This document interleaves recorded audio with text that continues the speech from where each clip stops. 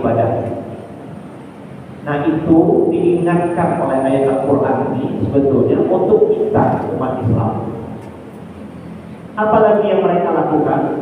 Yasudduna an sabilillah. Mereka itu selalu merintangi orang agar jangan sampai berada di jalan Allah.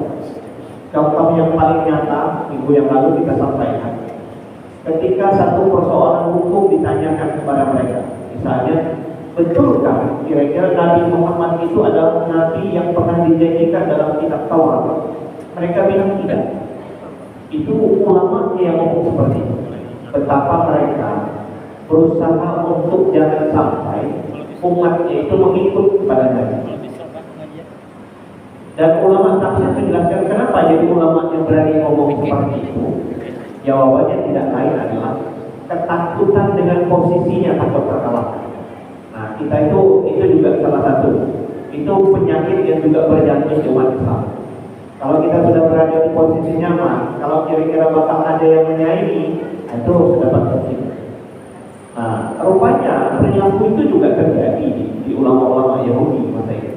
Itu sebabnya mereka mencegah umatnya sedapat mungkin jangan sampai mengikuti ajaran Nabi Muhammad. Karena kalau mereka jadi pengikut Nabi Muhammad, mereka kira-kira kehabisan kapling, gitu. Nggak dapat lagi posisi. Nah, itu yang ketakutan mereka.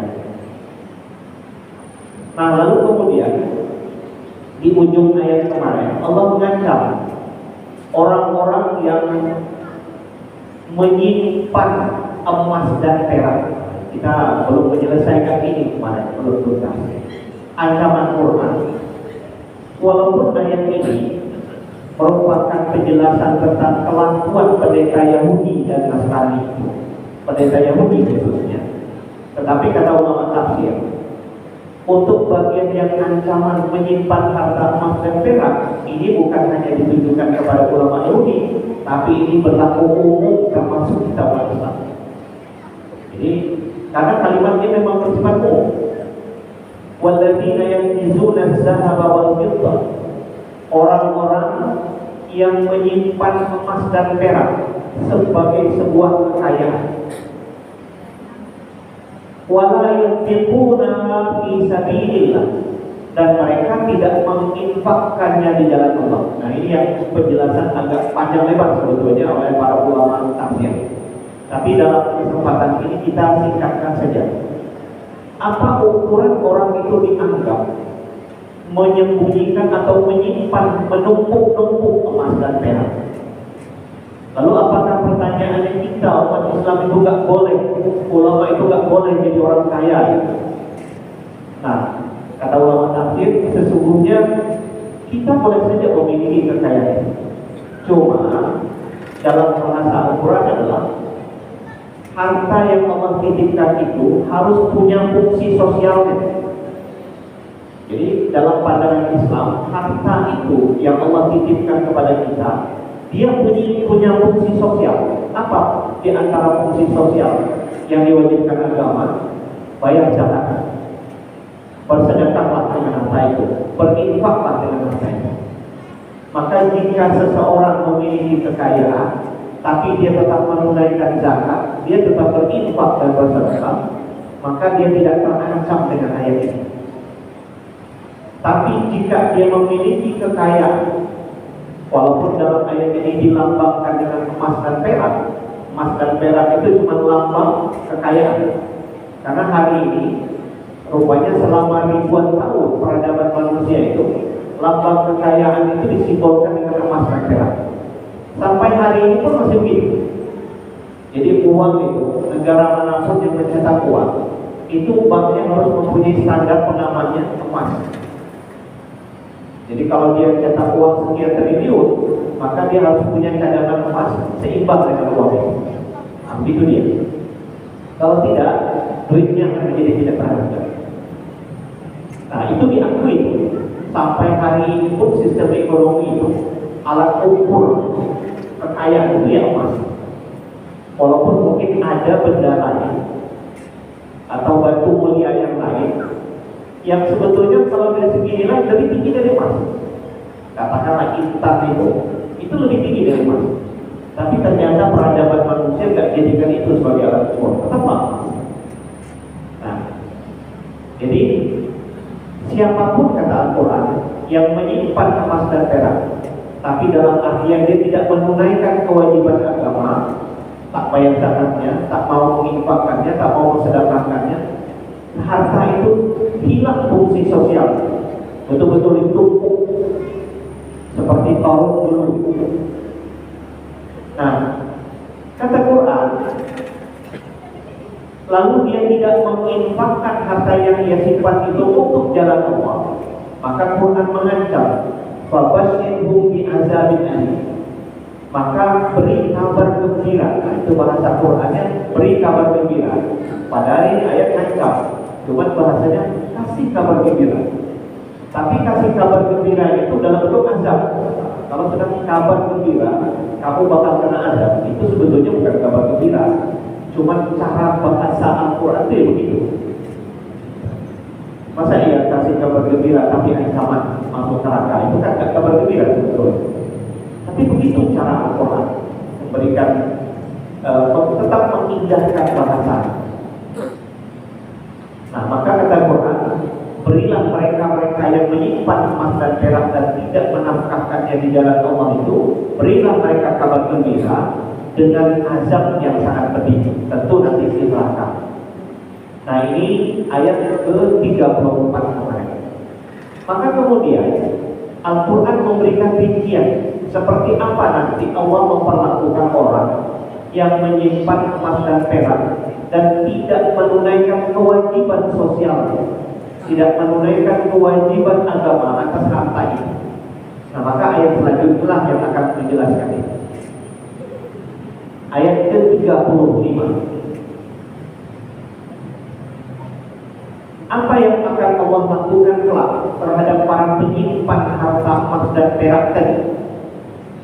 Yauma yuhma 'alaiha fina di jahannam. Hari di mana dipanaskan emas dan perak dan semua harta yang mereka simpan yang tak mau diinfakkan di jalan Allah itu nanti dipanaskan. Nah, ini kemudian menimbulkan gambaran-gambaran yang dicoba dicari oleh para ulama penjelasannya dalam berbagai riwayat hadis. Apakah emas dan perak itu nanti akan tetap ada di akhirat nanti? Ternyata Allah wujudkan kembali harta itu dalam wujud nyata. Betulan ada harta yang kita bawa di dunia ini, yang kita miliki. Bagi orang-orang yang akan diazab, Allah wujudkan balik harta itu. Emas itu Allah wujudkan balik emas itu. Perak itu Allah wujudkan balik perak itu di sana. Tapi tempatnya di neraka. Cuma emas dan perak itu kemudian dipanaskan dengan panas api neraka, dibuat kayak setrika gitu. Nah, itu bahasa Qurannya, yauma yuhma 'alaiha. Hari di mana dipanaskan emas dan perak itu di atas neraka. Jadi Allah wujudkan balik emas dan perak. Yauma yuhma 'alaiha fi nari jahannam. Hari di mana dipanaskan emas dan perak itu di neraka jahanam. Nah, setelah dia dipanaskan, lalu kemudian apa yang Allah lakukan kepada pelakunya yang dulu ketika di dunia tidak mau menafkahkan kewajiban keagamaannya? Fatuqwa biha jibahu, maka akan disetrikakan dengan emas dan perak yang dulu dia simpan di dunia itu. Sekarang Allah wujudkan balik di neraka itu, maka akan disetrikakan dengan emas dan perak yang sudah Allah panaskan di neraka itu. Apa yang Allah setrikakan? Jibahu, dahinya. Nah, ini nanti menarik. Kenapa ada anggota tertentu yang disebut oleh Al-Quran yang akan disetrika itu? Kenapa tidak semua badannya? Kenapa kok yang disetrika itu lidahnya, dahinya? Jibahu. Lalu yang kedua, junubuhu, pinggang, lambung. Jadi emas perak yang enggan dinafkahkan itu, yang dia simpan saja, tidak ada kewajiban agama keluar dari situ, maka di akhirat Allah wujudkan kembali, dipanaskan di neraka, dan disetrikakan kepada pemiliknya. Yang disetrika itu bagiannya tidak kening, di bahu.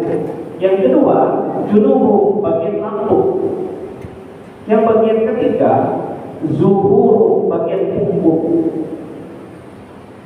Kita kan bisa tanya, kenapa kok 3 bagian itu? Kenapa nggak tangan, nggak muka, kenapa nggak seluruh badan? Ada hal yang menarik penjelasan. Ada pesan tersiratnya kita ulama tafsir. Kenapa jadi bagian itu? Nah, salah satu penjelasan ulama tafsir adalah bukankah ketika kita memiliki kekayaan itu salah satunya adalah membangkitkan kesombongan. Nah, yang menghadap orang, yang kemudian kita tampil, yang memperlihatkan kesombongan itu bagian muka. Begitu ada pihak yang meminta kewajiban keagamaan atas harta itu, yang pertama bergerak untuk enggan memberikan itu ya bagian jidat ini. Kalau kita merasa enggan memberikan sesuatu, itu kata ulama tafsir, yang segera bergerak itu jidat kita ini. Kenapa orang ini datang kok minta-minta aja? Itu dia. Itu salah satu pesan tersiratnya dari ayat ini. Kenapa kok bagian itu? Karena lambang ketika orang memperagakan, menyombongkan kekayaan itu dihadapkan mukanya. Dan yang paling nampak terdepan itu adalah jidat. Nah, itu yang disetrikakan oleh orang dengan kekayaan. Itu rahasianya kata para ulama. Dan yang kedua, kenapa mesti lambung? Itu simbol. Harta kekayaan itu hanya dia pakai untuk dirinya sendiri, yang kenyangkan perutnya. Kan perut besar kita ini kan di lambung sebelah kanan. Jadi di bagian itu yang diberikan. Betapa seolah-olah Quran ini mengatakan puas-puaskan sajalah kamu ketika di dunia itu mengenyangkan diri dengan hartamu itu, kenyangkan. Nah, sekarang rasakan ada. Itu kata ulama tafsir, kenapa juga bagian lambung yang disetrikakan. Karena lambang kenyang itu ya di perutnya itu perut besar kita ini terletak di lambung itu. Dan yang ketiga, kenapa punggung? Bukankah orang ketika dia tidak mau berbagi dan dia berpaling dari pihak yang meminta, maka yang terlihat itu adalah punggung. Meskipun punggung, tapi masih nampak kesombongannya. Nah, itu sebabnya kemudian oleh Al-Quran disetrikakan punggungnya. Orang yang kaya ketika dia enggan berbagi, dia berbagi ketika ada orang minta dengan segala kesombongan. Yang tinggal punggungnya, yang nampak punggungnya. Nah, tapi Allah tak suka itu.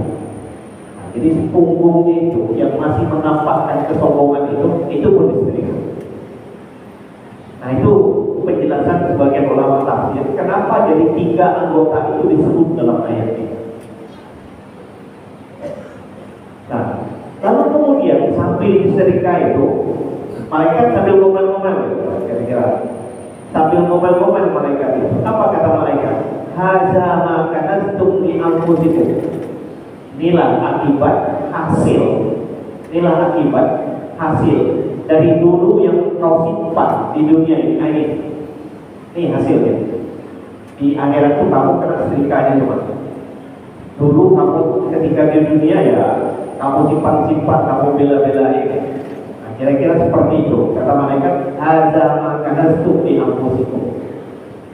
Inilah hasil dari apa yang dulu ketika di dunia kamu simpan kekayaan ini, emas dan perak untuk dirimu sendiri, tak mau berbagi. Oleh sebab itu kata malaikat, fazuqu ma kuntum takdzibun. Rasakan sekarang ketika dia rasakanlah hasil dari apa yang dulu engkau simpan. Harta yang engkau simpan itu kalau tak benar menggunakannya, nah lihat hasil. Apakah dia akan membawa kebaikan atau tidak? Nah, inilah hasilnya. Nah, ini yang Allah janjikan, dan janji Allah itu pasti benar. Sekali lagi, walaupun ayat ini ditujukan kepada para ulama-nya Yahudi, banyak para ulama tafsir menyebut ayat ini berlaku umum, juga mengingatkan kita umat Islam. Jadi ayatnya memang konteksnya ditujukan kepada ulama Yahudi, tapi arah pelajarannya itu diingatkan untuk kita umat Islam, supaya kita bijak dalam mengelola anugerah Allah yang berkaitan dengan harta. Allah tidak melarang kita jadi orang kaya, boleh, tapi fungsi sosial harta itu yang tetap harus ditegakkan.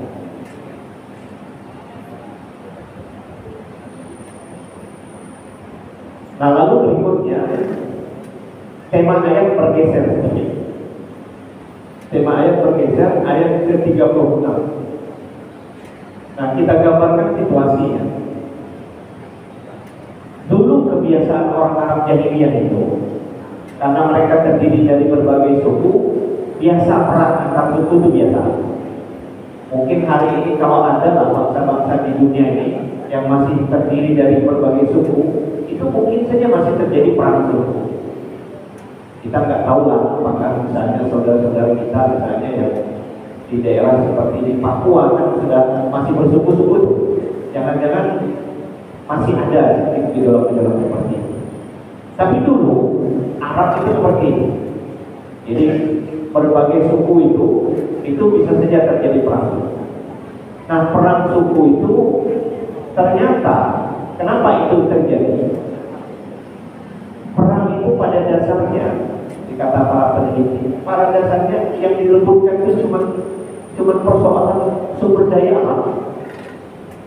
Kalau hari ini kita lihat misalnya, tuh lagi ribut-ributnya misalnya di Ukraina dengan Uni Soviet, perang kata kita. Padahal kalau kita dalam-dalami yang diperlukan itu cuma sumber kekayaan alam intinya. Nah, ternyata perang itu dari dulu sampai sekarang tidak berubah. Sasarannya cuma ingin mendapatkan kekayaan. Ternyata dulu suku-suku Arab itu kalau berperang diri itu juga ingin mendapatkan sumber kekayaan. Misalnya ada satu suku berada di tempat di tanah yang agak subur, mungkin ada sumber air di situ. Karena di tanah Arab itu zaman itu air susah. Nah, datanglah suku penyerang untuk merebut sumber daya alam mereka. Yang menang mereka akan memperoleh dan mengambil, merampas semua harta dari suku yang dikalahkan. Maka apa akibatnya? Perperang itu jadi kegemaran bagi orang Arab.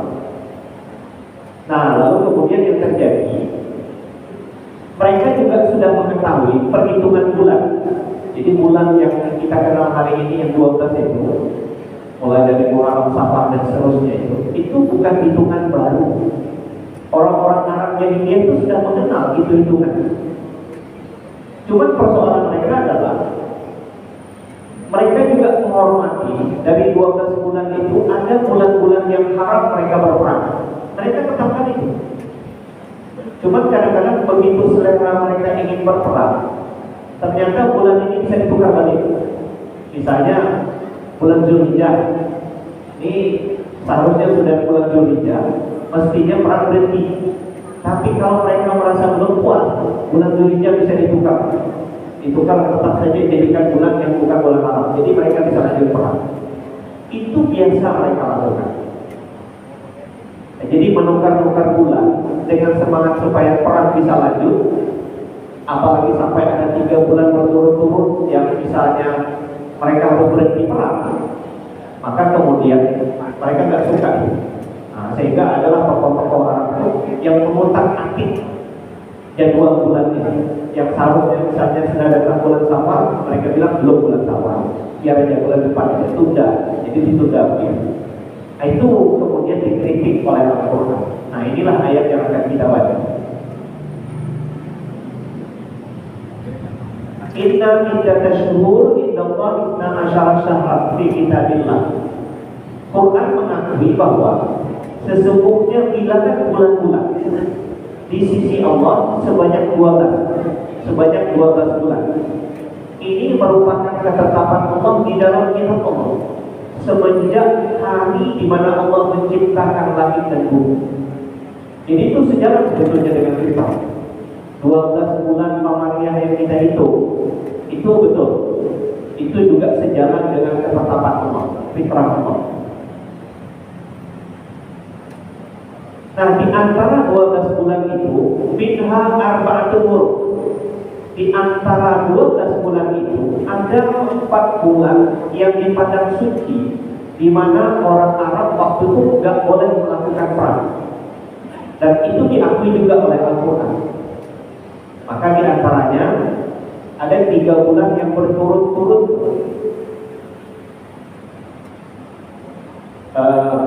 mulai dari Zulqa'dah, Zulhijjah, Muharram, itu dianggap bulan suci. Biasanya kalau sampai di bulan itu, kalau terjadi perang, begitu sampai bulan itu mereka harus berhenti. Itu disepakati oleh suku-suku Arab. Siapa yang melanjutkan perang di situ, suku-suku Arab yang lain itu akan meminta mereka. 3 bulan, Zulqa'dah, Zulhijjah, Muharram. Nah, satu lagi terpisah. Sebagian orang Arab itu menganggap bulan yang kita sebentar lagi akan temui itu di mana Nabi di-Isra dan di-Mi'rajkan. Itu adalah dianggap bulan suci. Jadi Zulqa'dah, Zulhijjah, Muharram ditambah lagi dengan bulan Rajab. Itu kalau terjadi perang di situ, itu masuk bulan itu mereka wajib berhenti. Tapi ada sebagian suku Arab ternyata yang keempat itu bukan bulan Rajab, tapi ada yang menjadikan bulan Ramadan sebagai bulan suci. Nah, jadi yang keempat ini agak diperselisihkan oleh para ulama, karena memang ada sebagian suku Arab yang menganggap suci itu ya bulan Ramadan. Itu dia. Tapi memang kebanyakan Zulqa'dah, Zulhijjah, Muharram ditambah dengan Rajab, yang insya Allah kita beberapa hari ke depan akan sampai ke bulan itu. Itu diakui. Nah, jadi menghormati keempat bulan itu, tidak boleh berperang di situ, kata Quran. Zalika dinul qayyim. Itu adalah ajaran agama yang lurus. Jadi begitu, walaupun ini tradisi jahiliyah, tapi begitu Islam datang, Islam dan Quran mengakui itu. Zalika dinul qayyim, itu adalah ajaran agama yang lurus. Oleh sebab itu kata Quran, fala tazlimu fihinna anfusakum, maka jangan engkau menzalimi dirimu di bulan-bulan haram itu. Apa yang dimaksud dengan jangan menzalimi dirimu di bulan-bulan haram? Maksudnya tidak boleh melakukan perang, tidak boleh melakukan pembunuhan di bulan-bulan itu, karena itu dianggap bulan mulia. Nah, itu diterima, tradisi ini diterima oleh Al-Quran.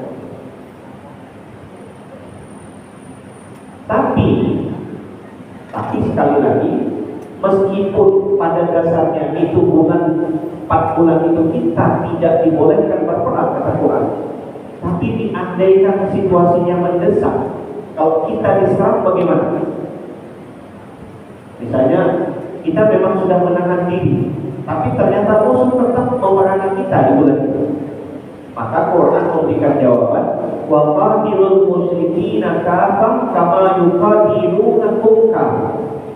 Kamu boleh memerangi orang musyrik semuanya kalau mereka menyerangmu di bulan-bulan itu, sebagaimana mereka memerangimu semuanya. Jadi menurut pandangan Al-Quran, bulan haram itu diakui sebagai bulan mulia, tidak boleh melakukan tindakan yang dilarang oleh agama, karena dosanya dipandang lebih besar jika melakukan tindakan itu di bulan tersebut dibanding dengan bulan lain. Itu diakui oleh Al-Quran. Tetapi jika dalam kondisi kita terdesak, artinya kita yang dizalimi lebih dulu, umat Islam dizalimi lebih dulu, demi membela diri, boleh juga melakukan peperangan di bulan tersebut. Nah, ini bahasa Al-Quran sebagai pembuka. Jadi Quran itu menetapkan hukum, tidak semuanya harga mati. Dalam kondisi tertentu, hukum itu bisa dibuka kembali pintu darurat. Nah, misalnya kalau saya contohkan dengan contoh lain, misalnya dalam Islam itu talak itu adalah pintu darurat. Kapan dia baru boleh dibuka? Ketika sebuah pernikahan sudah tidak bisa diselamatkan lagi, semua cara yang mungkin ditempuh sudah tidak bisa lagi, baru pintu talak itu baru boleh dibuka. Nah itu kira-kira pintu darurat. Sama seperti ayat ini. Pada dasarnya keempat bulan haram, Al-Quran tetap memegang teguh prinsip tidak boleh melakukan perbuatan aniaya, perang, pembunuhan, perbuatan maksiat dalam bulan-bulan yang dihormati. Tapi kalau dalam posisi seperti itu kita diserang, maka Quran memberikan hak kepada kita untuk membela diri. Nah itu kata Quran, waqatilu al-musyrikin, silakan perangi orang musyrik seluruhnya sebagaimana mereka memerangi kamu juga seluruhnya, kalau mereka menyerang di bulan haram itu. Wa'lamu annallaha ma'al muttaqin, dan yakinlah sesungguhnya Allah selalu bersama dengan orang-orang yang bertakwa. Artinya niat perang waktu itu bukan untuk menghancurkan musuh, tapi demi membela diri. Nah, jadi dalam Islam itu membela diri itu sebuah hormat. Itu makanya kalau kita sempat belajar usul fikih, ini sebuah cabang ilmu yang berkaitan dengan tata cara untuk menghasilkan fikih. Namanya ilmu usul fikih. Di usul fikih itu ada yang disebut dengan istilah maslahah. Maslahah itu artinya apa tujuan agama ini Allah tetapkan? Apa tujuan Allah itu menurunkan hukum? Tujuannya adalah satu, Allah itu menurunkan hukum agar bisa melindungi agama. Walaupun mungkin harus mengorbankan jiwa. Itu sebabnya kenapa di dalam Islam, jika agama ini terhalang untuk ditunaikan, maka kita boleh melakukan jihad. Jihad bukan resikonya mati, tapi jihad dibenarkan demi untuk menegakkan agama. Kalau di sebuah masyarakat kita ini sudah terhalangi dirintangi untuk menegakkan mengamalkan agama, maka di situ kita boleh melaksanakan jihad. Artinya tujuan perang itu adalah untuk menegakkan agama. Hukum dibukanya jihad itu untuk menegakkan agama. Yang kedua, tujuan hukum itu adalah untuk melindungi jiwa. Melindungi jiwa. Itu sebabnya kenapa di dalam Al-Quran dan ajaran agama kita dilarang membunuh. Karena membunuh itu kan mengorbankan jiwa, orang melenyapkan jiwa. Makanya Al-Quran menyebut siapa yang membunuh satu jiwa, yang jiwa itu tidak bersalah, maka seolah-olah dia telah membunuh manusia seluruh. Man qatala nafsan bi ghairi nafsin aw fasadin fil ardi faka'annama qatala an-nasa jami'an. Siapapun yang membunuh satu jiwa, yang jiwa itu tidak pernah berbuat aniaya di muka bumi ini, maka seolah-olah dia telah membunuh seluruh manusia. Jadi tujuan hukum itu yang kedua menyelamatkan jiwa. Makanya Quran, agama kita melarang untuk membunuh orang lain. Dan yang ketiga, tujuan hukum itu adalah untuk menyelamatkan akal. Akal ini adalah anugerah Allah tertinggi yang diberikan kepada makhluk manusia. Nah, kenapa kemudian Al-Quran melarang umat Islam itu mengkonsumsi segala sesuatu yang dapat merusak akal? Misalnya minuman keras. Kalau hari ini yang populer mungkin sejenis-jenisnya, entah narkoba, entah apa namanya. Yang jelas begitu dia digunakan dan itu bekerja merusak akal, maka itu dilarang dan diharamkan. Itu dia yang ketiga.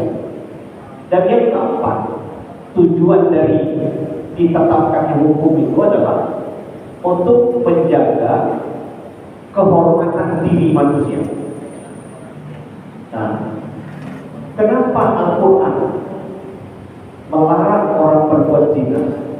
Karena dengan perzinaan itu maka garis nasab orang menjadi tidak jelas, dan itu artinya meruntuhkan kemuliaan dia di tengah-tengah masyarakat. Nah, itu tujuan kenapa Tuhan melarang orang berbuat ini. Itu salah satu tujuan utamanya, itu mengacaukan garis masa, sehingga manusia itu tak terhormat dia hidup dalam masyarakat. Dan yang kelima, tujuan hukum itu diantaranya adalah juga untuk melindungi harta. Itu sebabnya kenapa Al-Quran melarang orang misalnya mencuri harta orang lain atau merampok dan sejenisnya. Nah, itu tujuan Allah menetapkan hukum. Nah, itu sebabnya ayat ini perang ditujukan adalah untuk membela diri, untuk menegakkan agama, bukan menghabisi lawan atau memperturutkan keinginan membunuh, tidak, tapi untuk menyelamatkan agama. Makanya Al-Quran memberikan perlindungan, wa'lamu annallaha ma'al muttaqin. Yakinlah bahwa Allah akan selalu bersama orang-orang yang takwa. Ketika dia diserang, dia membela diri, maka dia dinyatakan sebagai orang yang syahid kalau dia mati. Jadi itu bukan sesuatu yang salah. Nah, lalu kemudian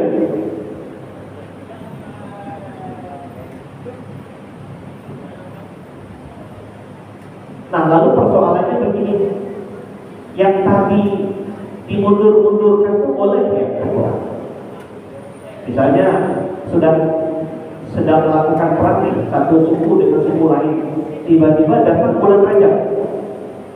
Nah, menurut aturan mereka mesti berhenti. Nah, tiba-tiba orang-orang Arab itu ada, kita tunda aja lah bulan Rajab menjadi bulan depan aja. Ditunda bulan ini. Nah, sehingga putaran bulan itu menjadi tidak normal lagi. Nah, apakah itu dibenarkan? Sehingga perang itu tetap berlanjut, sebetulnya sudah jatuh di bulan yang dimuliakan, bulan haram tadi. Nah, itu perilaku biasa bagi orang-orang Arab waktu itu. Maka kemudian Quran dalam ayat ini mengkritik itu. Innaman nasi'u ziyadatun fil kufri. Kata Quran, sesungguhnya menambah atau memundurkan bulan haram itu adalah menambah kepada kekufuran. Jadi singkatnya kata Quran, tak boleh. Kalau datang bulan haram harus berhenti sebagaimana kesepakatan perang, berhenti. Jangan kalian putar, ini belum bulan haram, ini belum bulan Rajab, biarlah kita bulan Rajab kita buat bulan depan saja. Nah, itu tidak. Tapi itu terjadi dulu dan seringkali digunakan oleh orang-orang Arab untuk memperpanjang nafsu mereka ini memerangi suku-suku lain. Tapi Quran menyebut innaman nasi'u ziyadatun fil kufr. Sesungguhnya menunda atau memundurkan datangnya waktu bulan haram itu adalah menambah dalam kekufuran. Lalu kemudian yudillu bihil ladzina kafaru. Allah kemudian akan membuat orang-orang kafir itu semakin tersesat. Gara-gara ketentuan Allah tentang bulan ini diputar balik. Apa yang kemudian mereka lakukan? Yuhillunahu aman wa yuharrimunahu aman. Mereka kadang-kadang mendahulukan bulan haram itu di tahun ini, tapi kemudian mereka memundurkan bulan haram itu di tahun depan. Jadi susunan bulan itu sudah bolak-balik dibuat sesuai dengan selera mereka. Mereka kadang-kadang memajukan datangnya bulan haram di tahun ini, tapi kemudian mereka memundurkan datangnya bulan haram itu di tahun depan. Jadi kalau menurut mereka kira-kira bulan depan itu, tahun depan itu cocoknya mereka lagi perang, ya dimundurkan lagi. Tapi kalau tidak perang, ya mereka paskan saja. Nah, itu membuat struktur bulan itu menjadi kacau.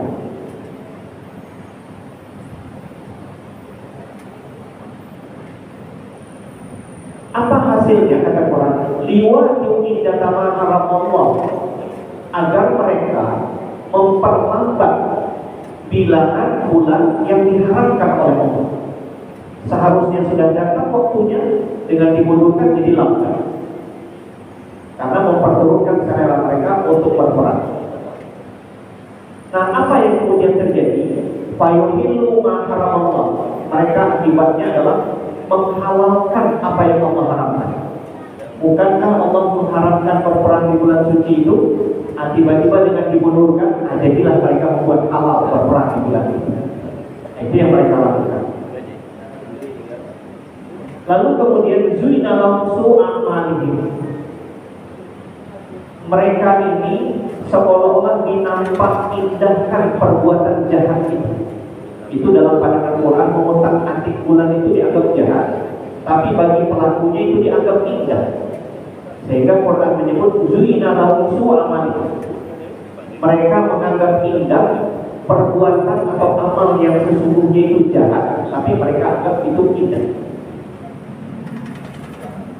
Dan Allah tidak akan memberikan petunjuk kepada kaum yang kafir. Nah, inti penjelasan ayat ini tidak lain adalah bahwa sekali lagi apa yang sudah Allah tetapkan dalam peredaran alam semesta itu tidak usah diutak-atik. Karena di situ ada tempat waktu yang dimana Allah memuliakan, tapi dengan diutak-atik menjadi tak kena lagi. Jadi seharusnya di bulan itu bulan mulia seperti bulan Rajab, tiba-tiba kalau dihubungkan hilang kemuliaan dan orang berbuat keonaran di situ. Nah, itu yang diinginkan oleh Al-Quran supaya manusia mengembalikan segala sesuatu itu ke mereka yang benar. Nah, Bapak Ibu yang saya muliakan, ini yang bisa kita sampaikan dalam kesempatan ini. Mudah-mudahan ini bermanfaat. Billahi taufiq wal hidayah. Assalamualaikum warahmatullahi wabarakatuh. A'udzu billahi minasyaitonir rajim. Bismillahirrahmanirrahim. Alhamdulillahirabbil alamin wassalatu wassalamu ala asyrofil anbiya'i wal mursalin sayyidina wa maulana Muhammadin wa ala alihi wa sahbihi ajmain. Allahumma anfa'na bima 'allamtana wa 'allimna ma yanfa'una wa zidna ilman nafi'an wa hidayatan wa tawfiqan. Allahumma anfa'na bima 'allamtana wa 'allimna ma yanfa'una wa zidna ilman nafi'an wa hidayatan wa tawfiqan. Allahumma ij'alna minal ulama'i aminin. Allahumma ij'alna minal ulama'i aminin. Rabbana atina fid dunya hasanatan wa fil akhirati hasanatan wa qina adzabannar. Walhamdulillahirabbil alamin. Assalamualaikum warahmatullahi wabarakatuh.